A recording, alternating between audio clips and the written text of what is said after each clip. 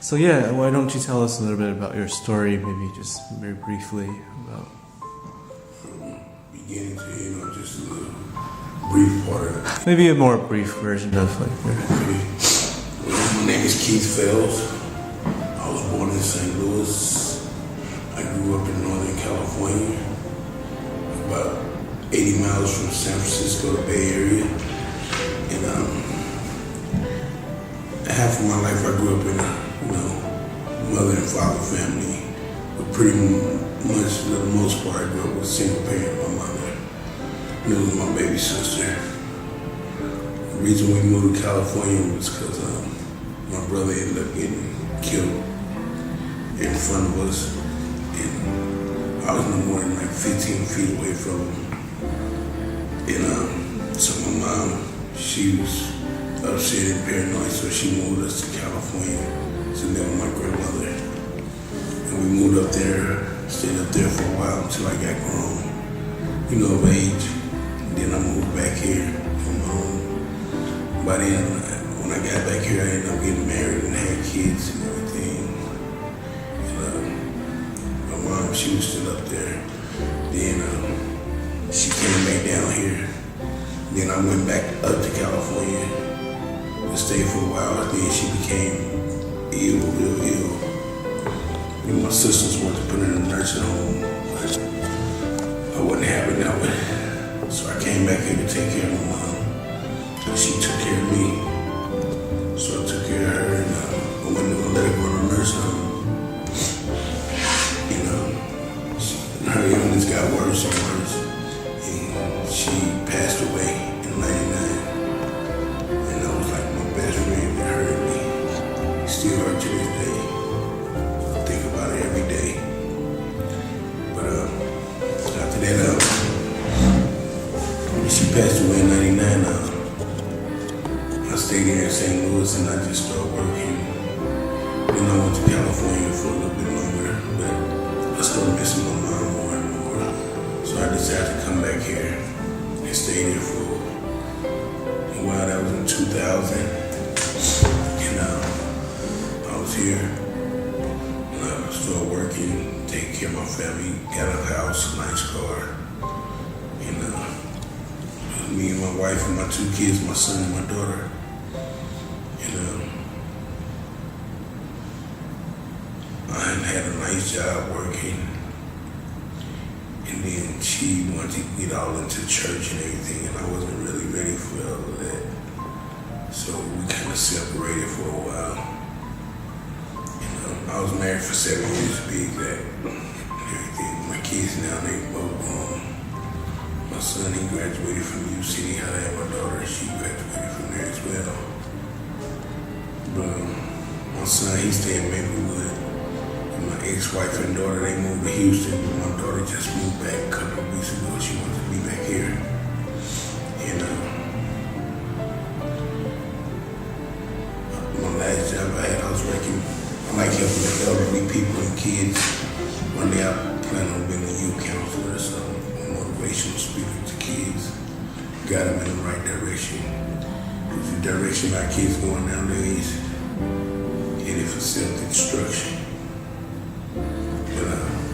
I like helping the elderly people because, my mom, the situation she was in.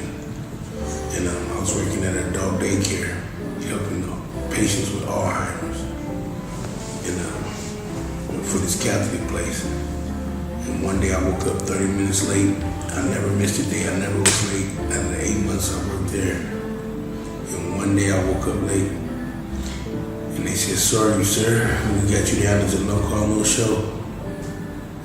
Losing my job. I was renting a place from a friend of mine I knew, so I didn't want to take him through the long court battle and all that, so I just ended up moving out. Lost my place. Had my car and all my stuff in my car, all my clothes just about. And I was going down Skinker and towards Pine Line, and the police racially profiled me and pulled me over. And because I had the dealer license plate on the front and my regular license plate on the back. He said I had my license plate, so he wrote me a ticket.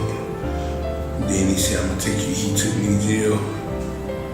when he took me to jail, he towed my car, and I said, please, sir, don't tow my car. That's all I have.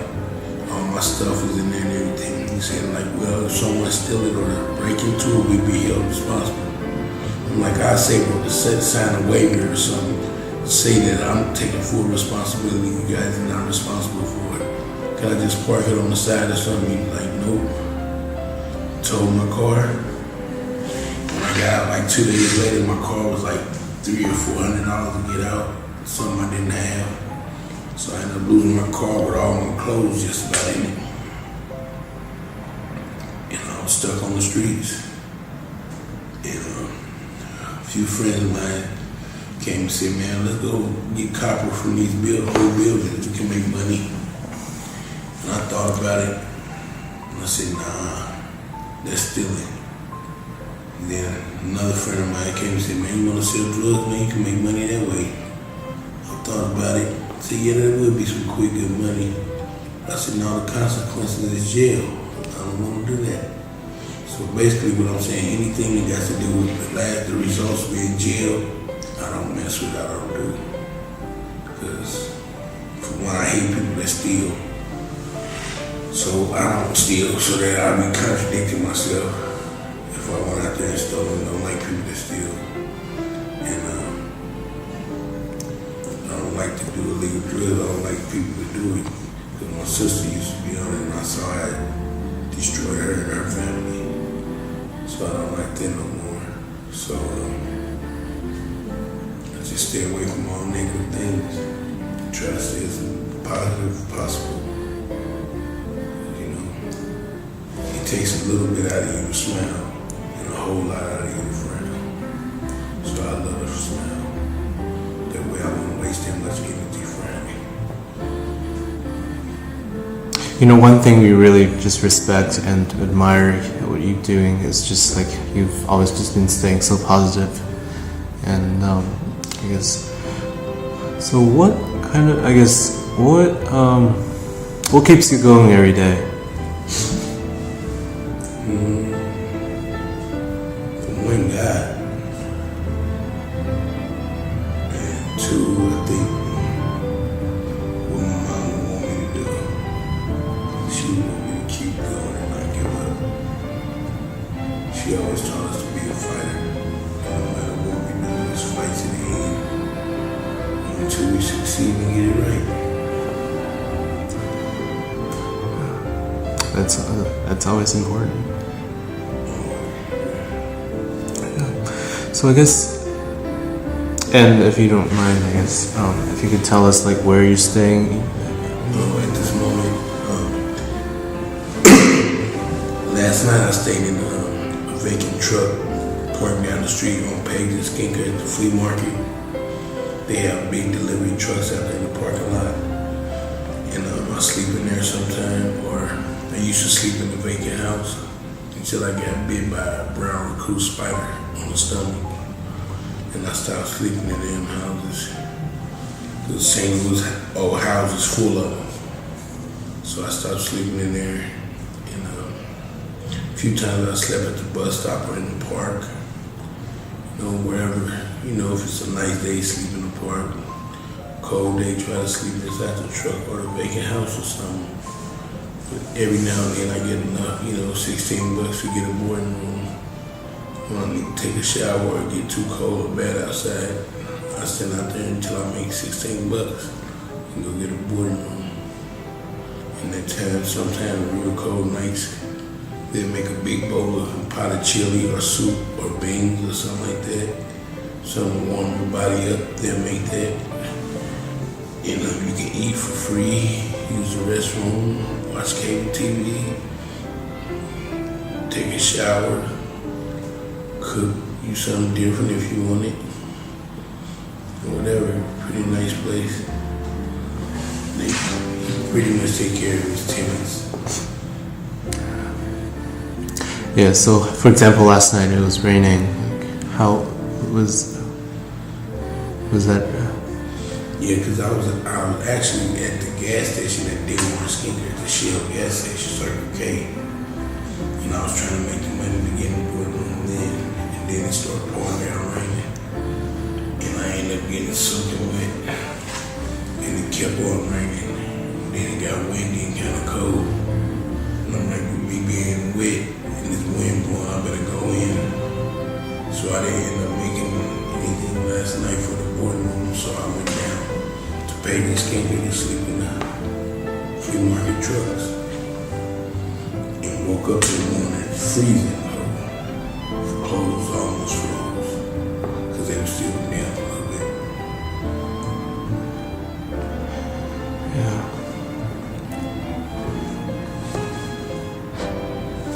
And I guess what else has been hard, or is there, if there's anything that we can help with?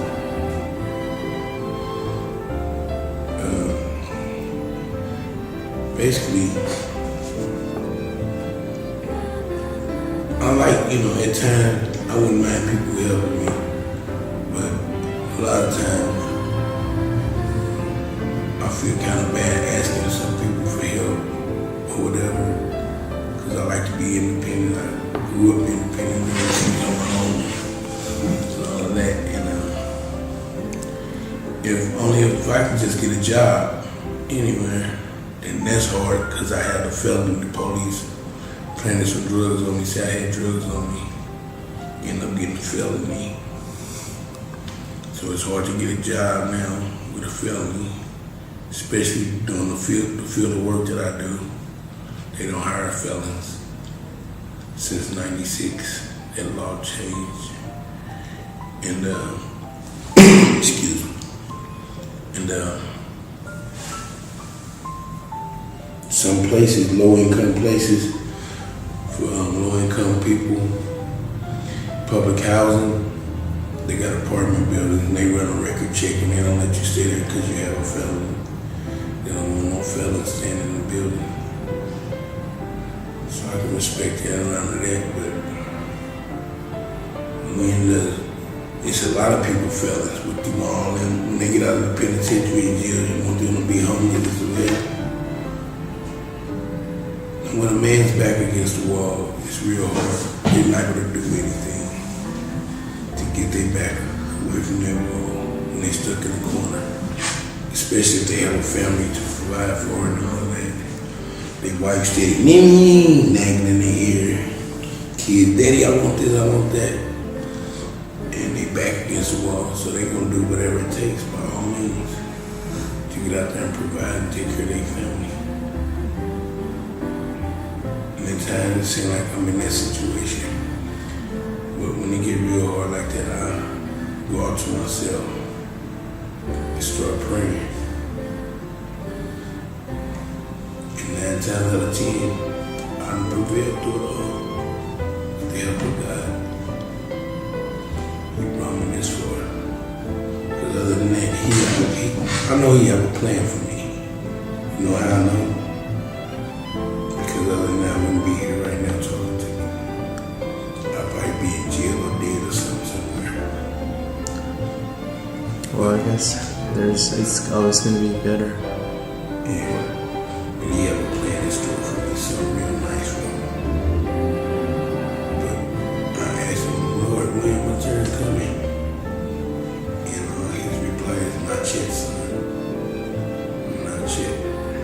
In due time. So, in due time, I'd rather hold a sign up outside and get help from the public than go out there and rob and still do anything illegal to get help. That's how I feel.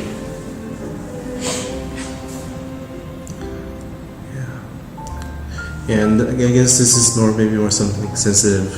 It's fine if you don't feel like talking about it, but how has your relationship with the cops been?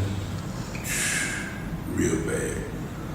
But not all of them. It is some good cops out there, but it's more bad than good. My experience being with them, if they see me on the corner with my sign, they locks me up for 24 hours. And just right before you guys started school, U City police came and locked me up and said I stole a bike. I don't think nobody ever around here ever saw me ride a bike. I don't even ride a bike. So what would I have to do with stealing a bike? And they say I slept in the garage in U City somewhere and woke up and stole a bike.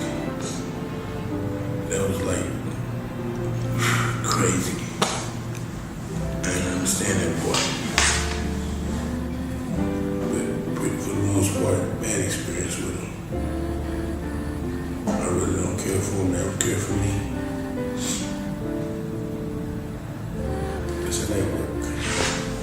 They stay their distance, I stay my distance.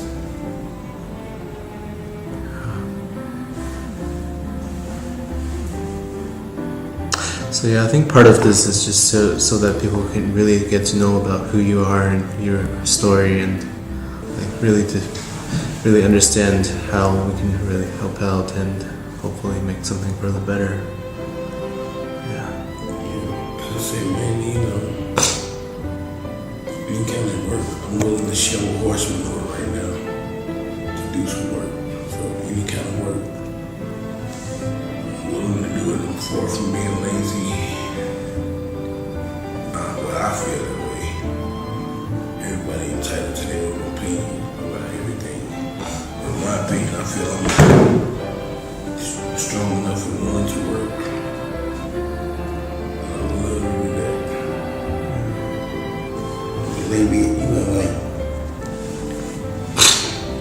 Maybe, like maybe one side of the week, I'll be going to this lady house doing a little landscaping, picking the weeds out of her yard and everything, picking up trash around her house. And she was like, well, when the weather breaks, she'd try to have me at least there like 3 or 4 days out of the week. That's good, I can do that.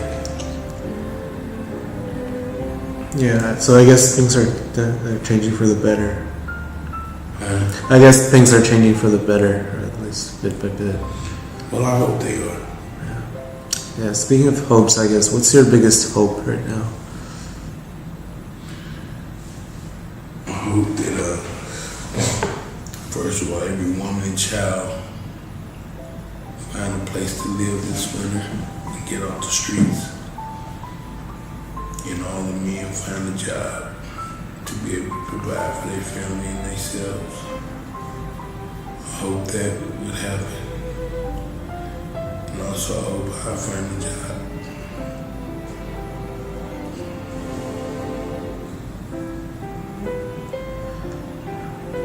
Yeah, so I think this is great. Anything else that you'd like to share with us? Or? Well, unless I tell all the students, everyone who was going to school, stay in school and complete school. Because you don't have an education, you don't really have nothing in life. School is real important. And always listen to your parents. I know sometimes their parents may nag them, get on their nerves, but they only tell you what's best for you. Trust me. In the long run, you'll thank them. Because all parents know best. All parents. Or else they wouldn't have had us. So, always trust and believe in your parents. Respect your elders. And stay in school. And you'll go a long way by doing that. As in the Bible it says, disobedient child never lived his days. See, some people like say they was meant to live to 50 years old, but when they disobedient to their parents, they cut their days to maybe 35 or 40 years old.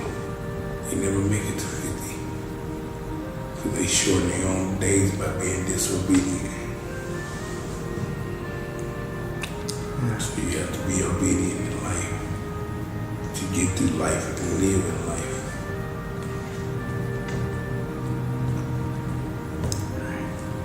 Right. It's just always so nice talking to you, and there's just, the Well, things. at least 75% of them, I'll say that. There's still a couple of them that haven't got it yet.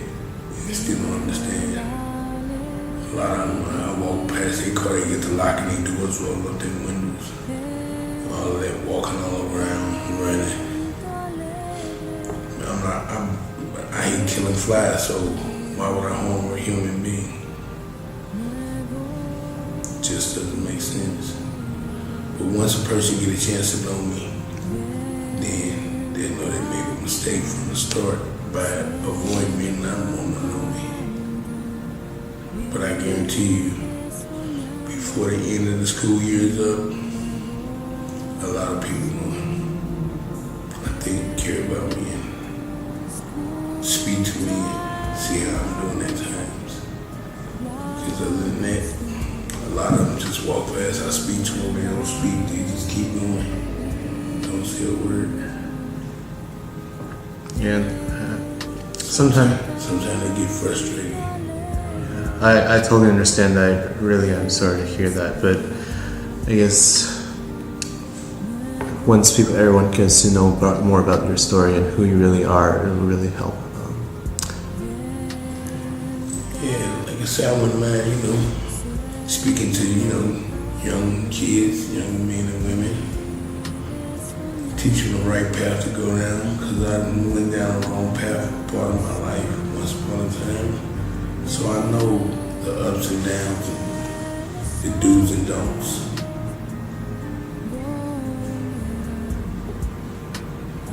I hope one day if I can just reach one child, I know I did my job. I'm sure it'll come. Canta, sueña cantando, vive soñando.